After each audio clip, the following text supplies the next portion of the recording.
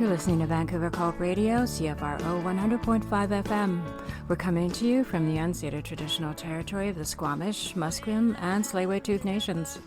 I'm your host, Bernadine Fox, and this is the show that dares to change how we think about mental health. Welcome to Rethreading Madness. I can't seem to find my way under or over or through. Just when I'm ready to give up the fight, there you are when we turn out the lights, and it's alright, it's alright, don't you worry.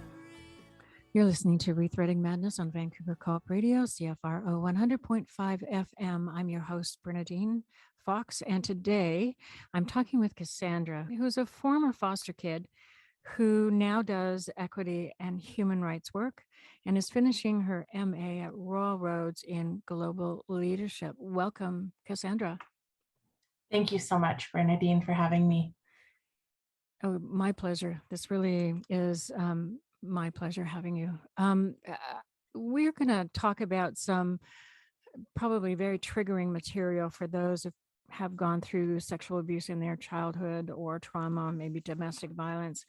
So I just want everybody to know that ahead of time, and that you need to do what it is you need to do to take care of yourself during this hour. So, Kassandra, you made a post on Facebook that was riveting, and it talked about your childhood and the trauma you had gone through in your childhood as a former foster kid. You've lived in many places over the time, but you talked about how you had different names and you experienced different things. And I'm just going to leave it there and have you go ahead and tell us a little bit about what happened in your childhood. Yeah, thank you. I think, now at 37 years old, looking back at the life I lived as a child, I can say I look back at it as a time in my life where I was very fragmented and not really stable. There was a lot of moving around. There was a lot of moving parts. And, I was born to a mother who was a refugee, and she was, quite frankly, a child when she had me. And so the effects of that intergenerational trauma, the effects of her migrating from Chile to BC, with her father, who had been tortured in prison by Pinochet and his men, right? Her father, my grandfather, was Mapuche. He was a member of the Communist Party, and he was a manager at the ports. And so he was just a triple threat and was treated as such. And so, when I think about my mom at 16, 17 years old, when she had me, her being a child and the trauma that she was dealing with at that time, that was all she knew when she had me. And that trauma, it creates a cycle, right? It will keep cycling and keep repeating itself and keep manifesting itself until there is some sort of an interruption in that cycle. And so she gave me into foster care when I was less than a year old for a little while because of her own mental health. And I know this because at 34 years old, when my husband was in Honduras because of a deportation, I requested, I FOI'd a copy of my file from the Ministry of Children and Family Development here in BC. And so what I got in the mail was this huge 1,400 page package. Oh my God. It was like, this is the manuscript of the first 19 years of my life. And, I, at that time, I was still drinking and self-medicating. And so I, got a bottle of wine and sat down with the package that night when I got home from work. And, I started at page one. And by about 6 o'clock in the morning, I had finished both the bottle of wine and the package. I had gone through every page. Oh my gosh. And And how were you at the end of that? What did you learn? I learned so much and I felt so many things all at once. I felt defeated and deflated and abandoned and forgotten, and I felt abused and mistreated, but I also felt complete. I felt whole. I felt like there were pieces of my puzzle that had finally been put back together. And although the edges were frayed, I was able to see the picture in a way that I had never been able to see it before. And so I was grateful in a way. It was like this sick and twisted, multi-layered reaction, I guess, to everything that I had read. And I slept until probably afternoon the next day. And then I just sat with it. I sat with it for a long time. So when I go back to my mother and I go back to the fact that, she only had certain tools to deal with when she brought me into this world. And I think my childhood really reflected hers in a way because, when I talk about my step parents, when I was under the name Nikki, I was Nikki from 1 to 4 years old, and I was with this couple who had adopted me. That couple was the same, or at least the woman from that couple was the same stepmother that my mother was left with when she was a kid, when my grandpa was going through his trauma. So when I talk about the effects of colonialism and imperialism and intergenerational trauma, it's very much wrapped up in the story of my family. It's very much my story. It's very much my origins, and it's very much the cycle that I seek to end in my life and in my children's life. When I do have children, I don't have children yet, but I'm getting ready to. Yeah, there's so many levels to undoing that trauma and creating an intervention that actually means your children move forward free from it, because we can stop the actual physical trauma from happening, but we also role model for a much longer period of time the ways that we coped, which can be a problem in and of themselves. So I my hat off to you for doing this before you have children, and it is a big deal. And I always think that the people that come out of intergenerational trauma and take it on to stop it are heroes. That's what they are. They're heroes. You talked about living with step parents and being adopted, and how many different families did you live with? Oh gosh, so many. There was the family that adopted me, the couple that adopted me when my name was Nikki. And then once I, naively told my stepmom about the things that my stepdad was doing with me as a young child, and just how exactly it was that I got those cookies that I was eating before dinner, which of course, you're never supposed to have sweets before dinner. So my stepmom knew that something was up, and I told her quite innocently exactly all of the things that we had done and that the cookies were my reward. And I think she looked at me as like little 3-year-old Nikki, and I just remember her crumbling. She just crumbled. And, later that evening, we were at the police station, um, I remember this woman cop who was listening to me again, innocently, because I didn't understand exactly what had gone on. Right. No, they were, I'm sure. I mean, that's what Like, child molesters do. They tell children, this is all normal. Everybody does this. Anyway, go ahead. You were talking to a police officer? and she broke down in tears and had to leave the room. And I was just confused about how I had made her sad, right? Mhm. Because, of course, also as a child in these situations, you learn that everything is your fault always. And that Yes. if something is not right and somebody is crying, it's your fault. And you don't know how you did it, but you did it. Yeah. So that was family number two, right? So family number one was your mom and Family number grandpa? one, my mom, my grandpa, and the woman that he married Right. after my grandmother died. Right. Um, and then, Okay.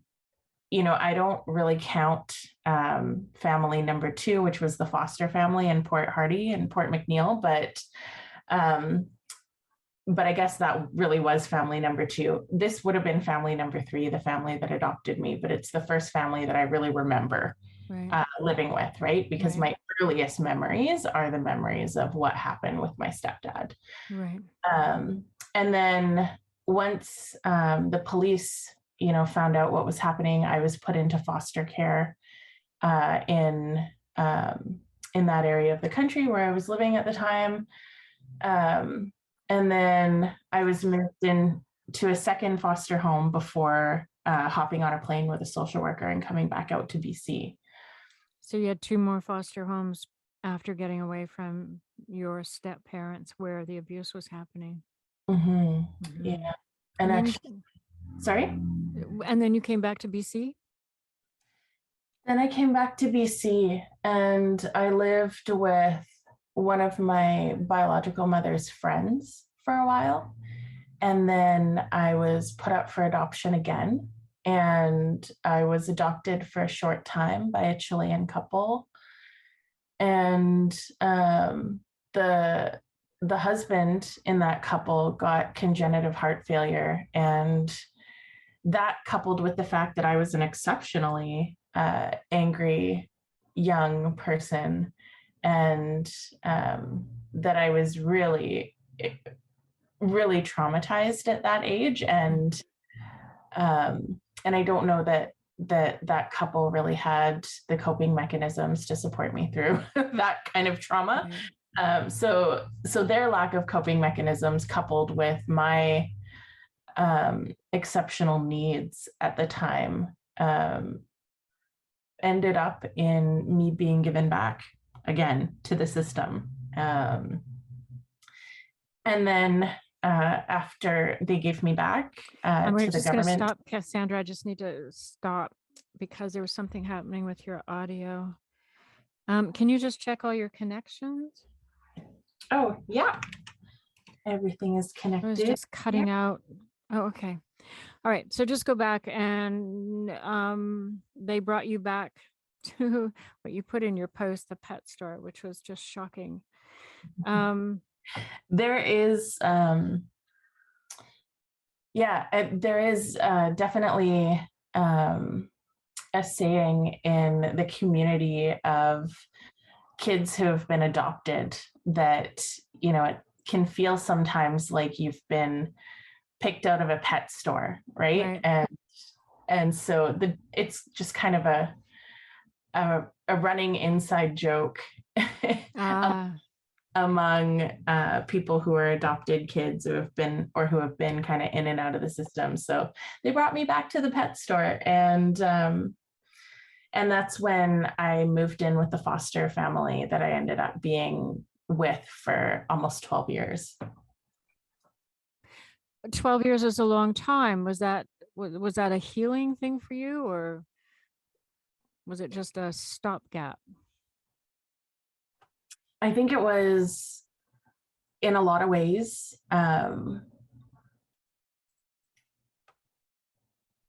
I think in a lot of ways it was healing, but also simultaneously it was harmful. Yeah. And not because my foster parents wanted to cause harm. I mean, I still talk to my foster dad to this day. I still talk to their biological daughter to this day, but there was abuse that happened in that home that they weren't aware of. And, Mm. like they would leave me with their biological son when they went away. And Mm-hmm. there were things that he did that were not appropriate. Like, Mm-hmm. as a grown man, you don't get out alcohol when you're babysitting an 11-year-old and play strip poker with her. No, Uh, no, you just absolutely not. you don't do it. No. So there were a lot of things that happened in that home that shouldn't have. There were, and of course, living in a foster home and being two of the constants in the foster home is what I call it, right? My foster brother, who is an adult living with developmental disabilities, was the other constant. So it was the two of us kind of trying to look out for each other while there was a barrage of other kids just coming in and out and in and out. Mm. Each of them brought with them their own traumas and their own baggage and their own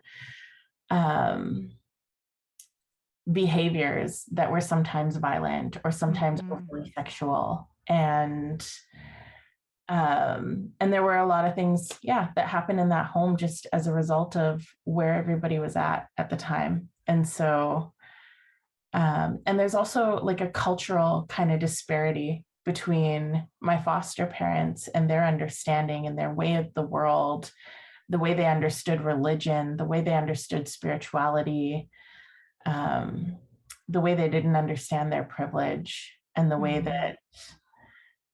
that I, as a young brown kid, was treated in that home, right? I was always definitely a second-class citizen. I was always less than, and my job was to clean up after people or to give massages or to give pedicures or Oh my uh, God. to be of service. Yes, I'm hearing the pattern in there. Um, it kind of is horrifying because here you are in the place where you spent 12 years and 12 formative years, and it doesn't feel like you're home by the sounds of it. And you're there sort of like Cinderella to be of service to other people, and when what you really needed was somebody to take care of you because you were still a child. We need to take a little break, folks, but don't go away. We'll be right back with Kassandra. Do you feel unsafe in your home? You are not alone. Transition houses offer free support and shelter for women and children. We are here for you. We are here for you. We are here for you. Make the call. 1-800-VICTIM-LINK. 1-800-563-0808. bcsth.ca.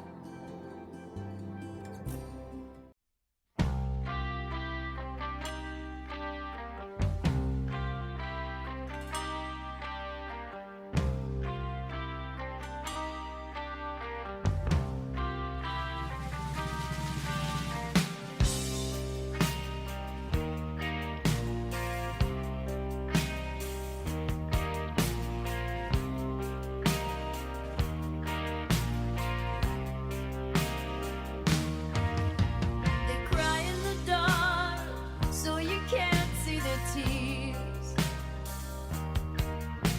They hide in the light, so you can't see their fears. Forgive and forget all the while. Love and pain become one and the same in the eyes of a wounded child. Because hell is for children. And you know that their little lives can become such a mess.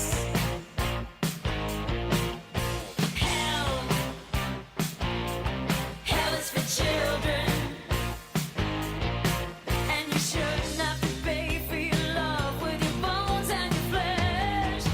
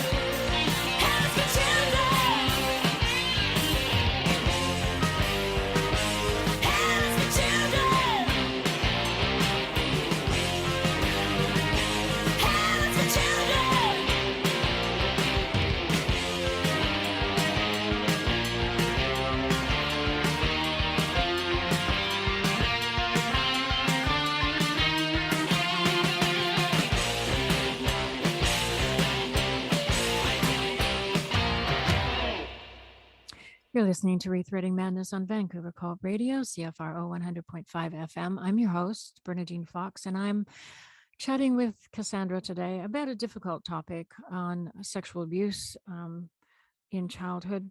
And Kassandra, you've given us a fairly clear picture of your childhood, that it was full of trauma. Like the trauma was more normalized for you than the idea of living with two people whose job it was to take care of you and make sure you had all your needs met and that you were safe and feeling secure and loved. You had the exact opposite. Mm-hmm. Yeah, and I think, that almost wasn't the worst part of it all, is that I think one of the dynamics that made it even more challenging was the failure of the system at the time to intervene, right? So when I, again, going back to this, 1,400 page package that I got in the mail that I asked for, right? Like I signed up for that punishment / healing. I think about the language that was used to describe me at, beginning at 5 years old. There was a psychiatrist who I guess had been brought in to assess me, because that's a thing that happens when kids go into foster care in a new province, is they get a psych assess done to kind of see what the deal is. And I was diagnosed as suicidal at the age of 5. Wow.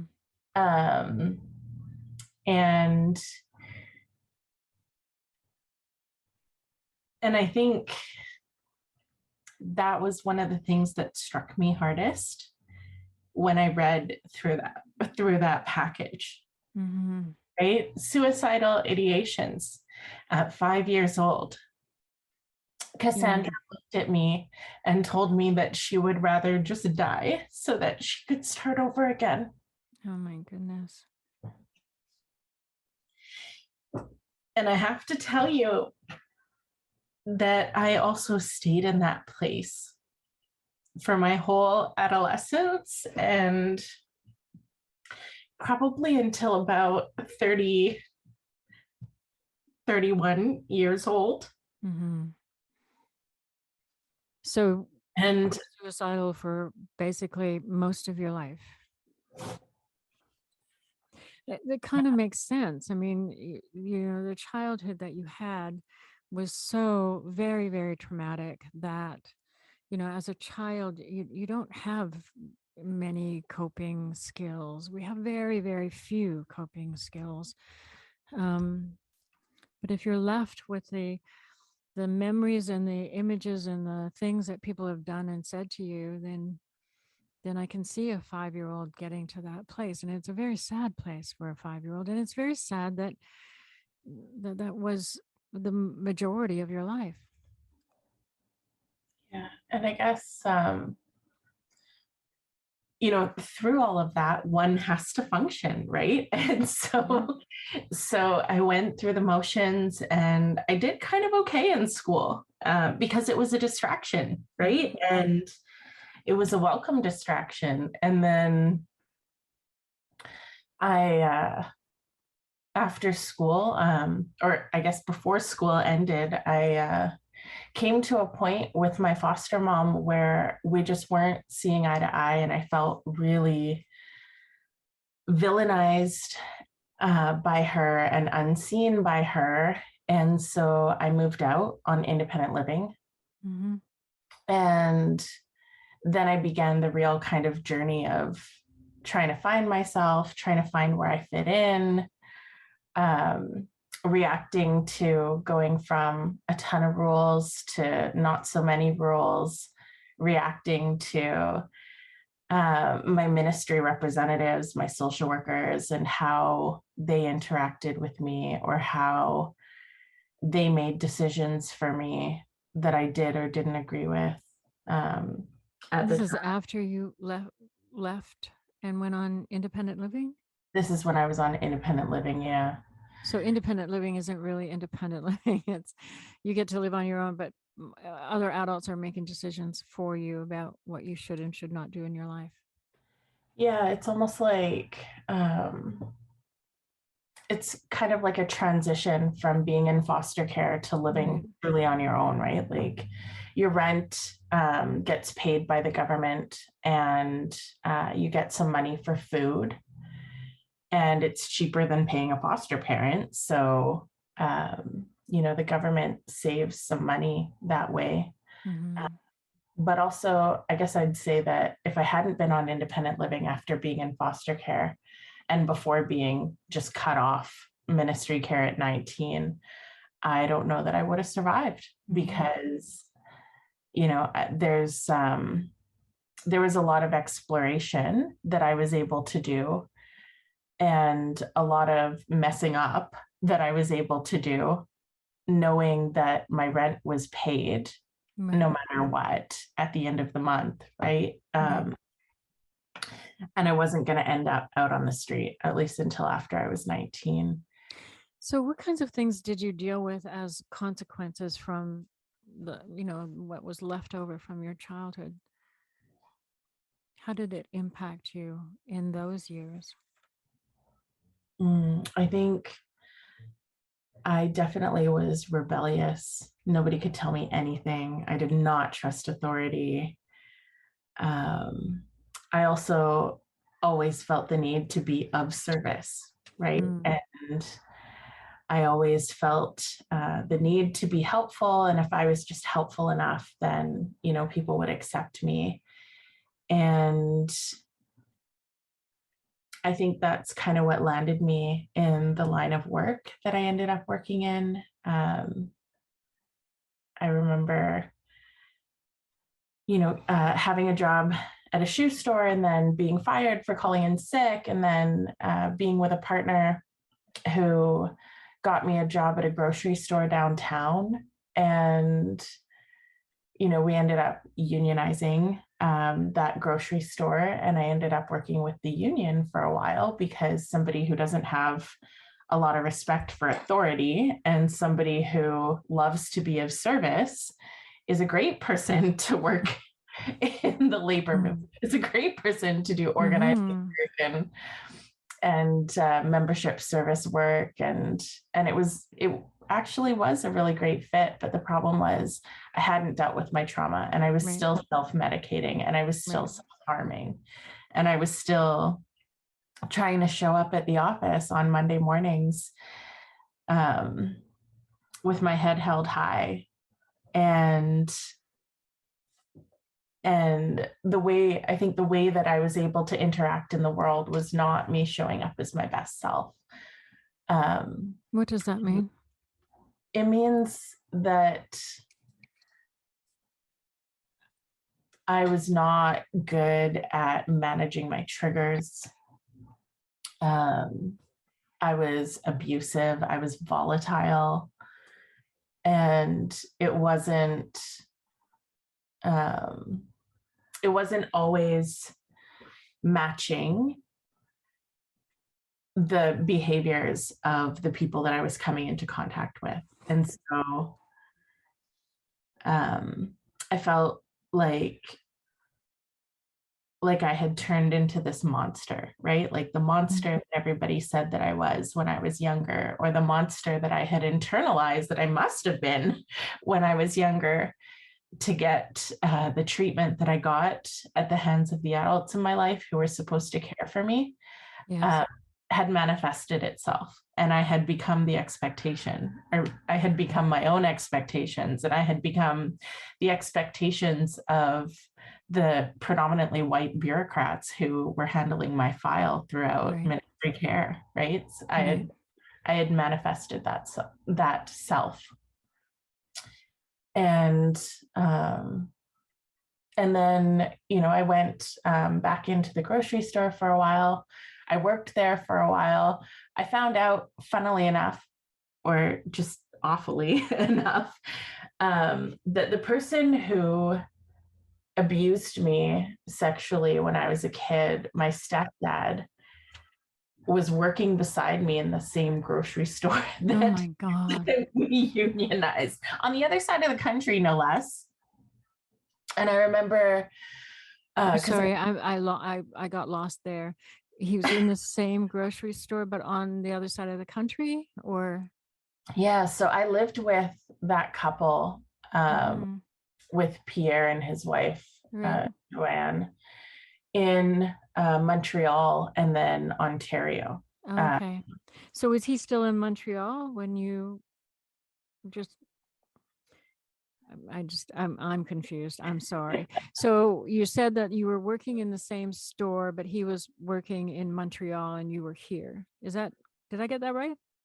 No, so when Oh, okay. Sorry. when I lived with them, when they adopted me, Mhm. they were in Montreal. Like we lived together in Montreal and then Ontario. And then I Right. was in a couple of foster homes in Ontario. And then I came back out on a plane with a social worker to BC. Right.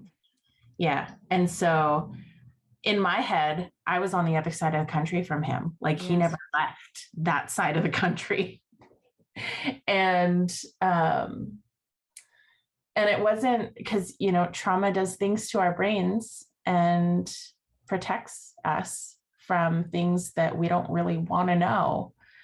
I at the time was a smoker, and so I was out for a smoke break we were working at this grocery store, and he came out to me and sat beside me, and we talked a little bit about my childhood, and about the trauma that I had had. And I told him, you know, I had my stepdad sexually abused me, and then he sold me to a priest, and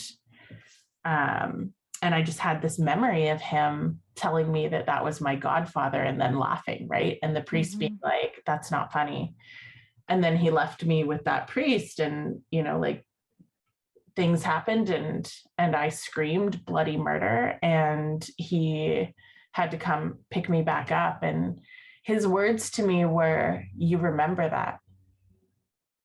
And I again didn't compute, and I was like, "Yep," you know. And he said something to me. He said, "My name's not what it was at the time, right? How I knew him." He says, "It's Pierre."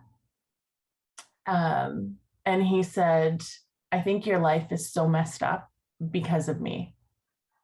And now that I know who I am, and now that I know who you are, I need to do the right thing and just get away." And he stopped working at our grocery store 2 weeks after that. And I remember just being confused by the whole thing and just kind of playing it off like everything was fine, right? Like that I had no idea that he was this person. And it was later on, it was just a year ago, that I really put it together and absorbed the memories. And I had this huge kind of moment where I reached out to other people who knew him and knew me back then. And I was on this quest, like I had to find him and I had to face him. And, you know, I wanted him to tell me, like, how did you know it was me? At what point did you know it was me? How long did we work together beside each other before you figured out who I was and then left, right? And there was a mentor figure in my life back then when I knew this man and was working in the grocery store beside him. And we had lunch just, you know, last year, and we talked at length about it. And he said to me, "If I find him, what do you want? Like, how do you want me to deal with it? Do you want me to just find him and then call you after that?" And I said, "Yeah." And you know, like, don't treat him horribly, because later on in life, he figured out who I was, and then he got out of my way, right? Like he actually did the honorable thing by leaving the grocery store that we worked at after he figured out who he was to me in my life. Does that feel like a gift? It feels like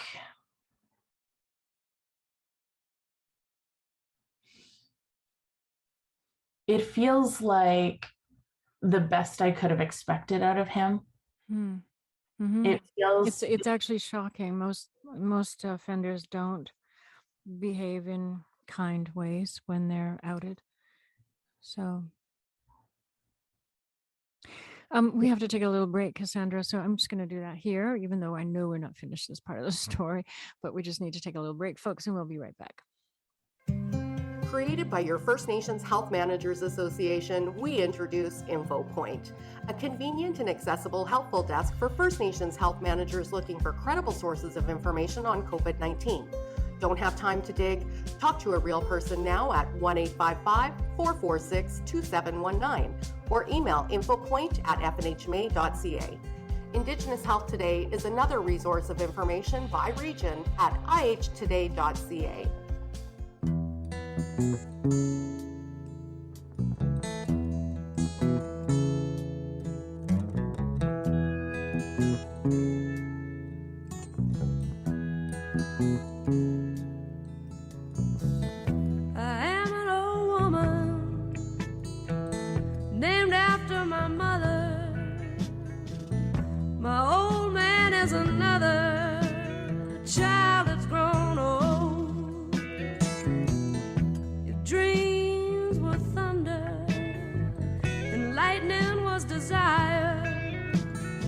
This old house would have burnt down at a long time ago.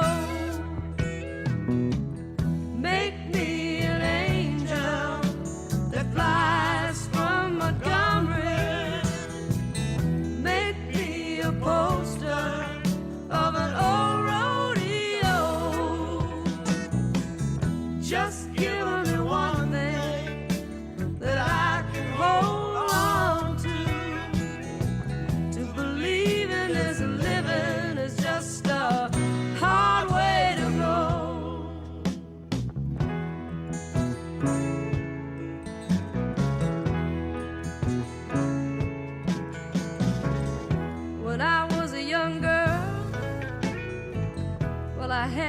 Cowboy.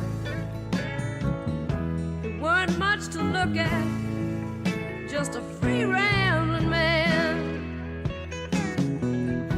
But that was a long time, and no matter how I tried, those years just flow by like a broken down dam. Make me an angel that flies.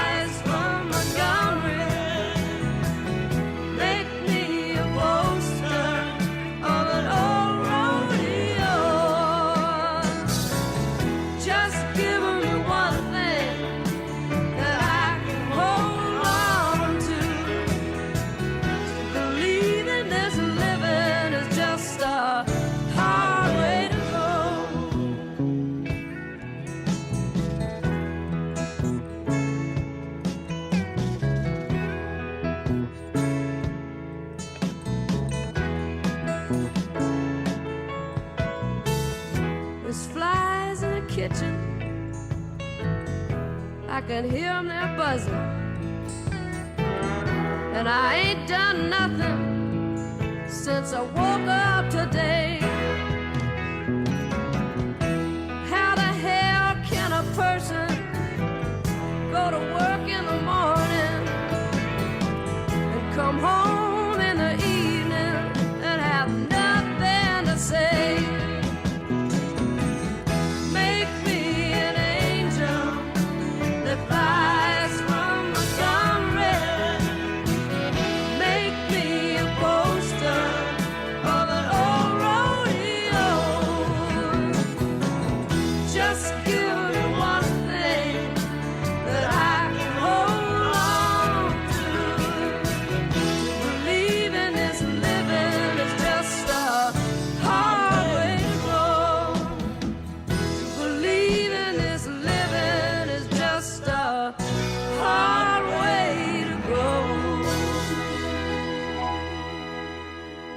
You're listening to Rethreading Madness on Vancouver Co-op Radio, CFRO 100.5 FM.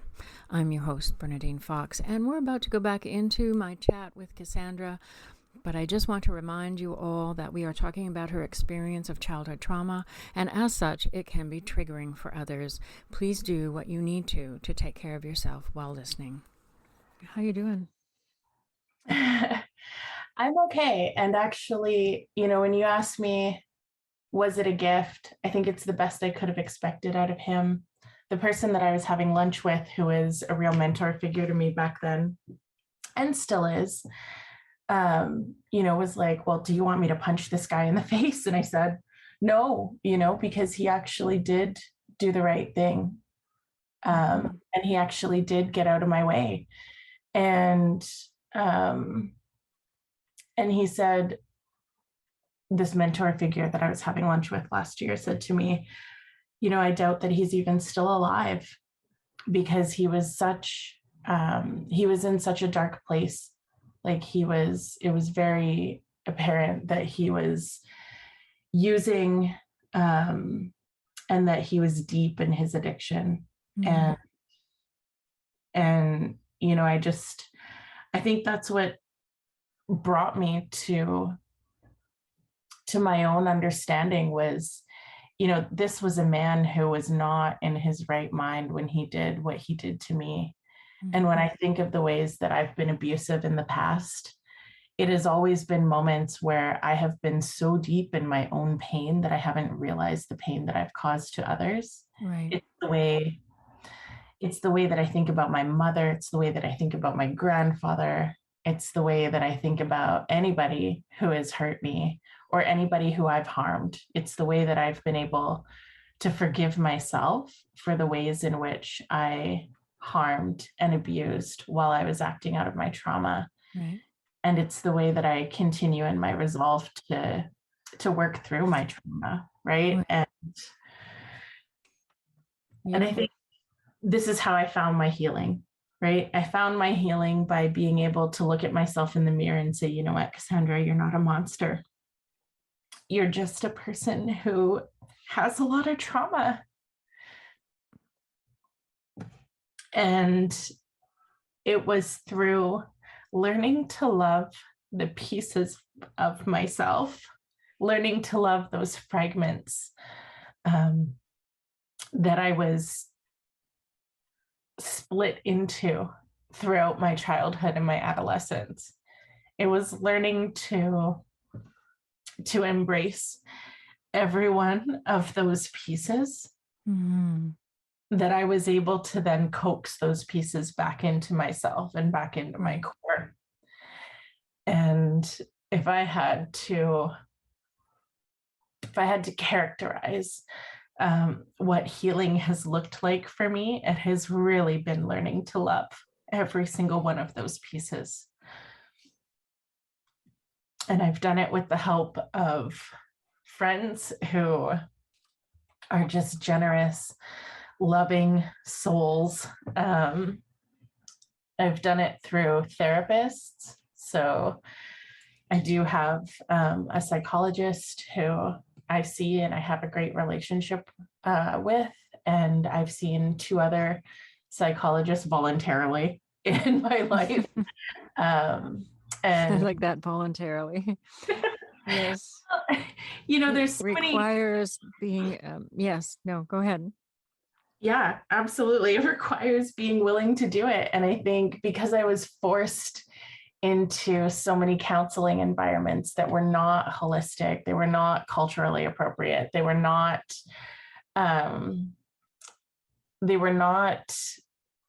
gentle with me when I was in care. I avoided any type of counseling or therapy or psychology for the longest time while I could, right? But I escaped care. And so it took me a while to come back and to want to come back. And I'm glad I did. And psychology might not be the thing for everybody, right? But for me, it was an opening into a door. And now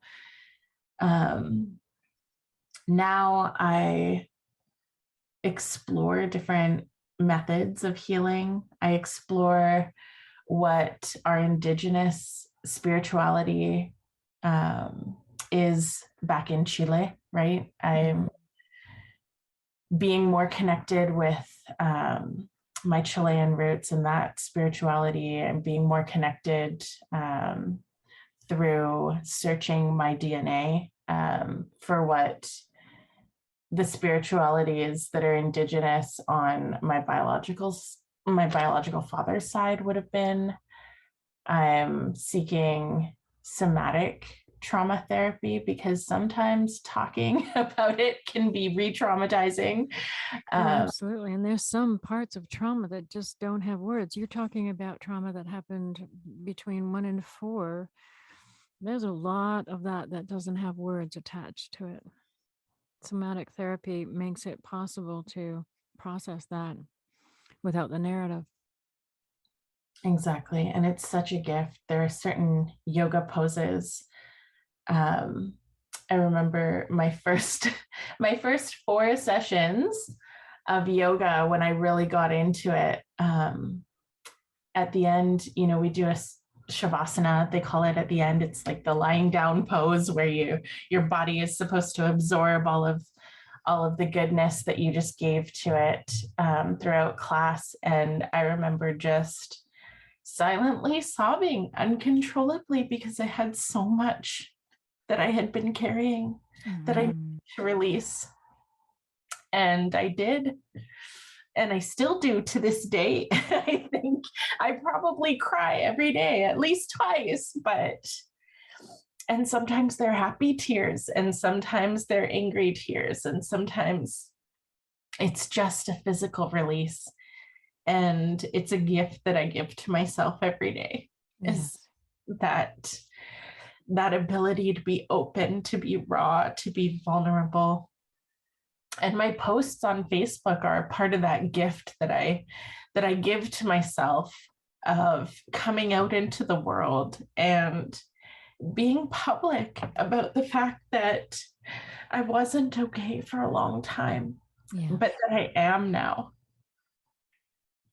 That is very clear, Kassandra. You have come a very, very far way, a ways from that childhood. So, and it's interesting how you talk about the, being vulnerable and raw and sharing that acceptance, in my opinion, saying these things, and the world doesn't come to an end, and nobody hates you, and and that people still care about you and still accept you and still have coffee with you. That kind of acceptance is one of the most healing things on the planet. We talk about love and compassion, and all of those things are important, but for me, it's also acceptance, that we accept people how they come to us, and honor that. And I think that when you make these posts on Facebook, which is how I ended up becoming aware of your story, that's a part of it, that you are being accepted. Your story is being accepted. All of these parts who went through these horrible things, they're not monsters. They're people. They're you. So my hat is off to you, Kassandra. Well done. Thank you. You're welcome. So what's the future hold for Kassandra? I am trying to figure that out. I mean, I'm doing a master's degree, which I was at the point of my capstone project before the end of the year last year, and I finished my last course for my master's degree in about April of last year, and for some reason, it just was life event after life event just kept smacking me in the face, and I wasn't able to finish my capstone project. And I think part of that was that I wasn't ready emotionally to go into the work and to do it in a way that would serve my best purpose for where I want to be 10 years from now. And so now I'm just in the process of rethinking my capstone project and really figuring out what is the work that I want to do 10 years from now. And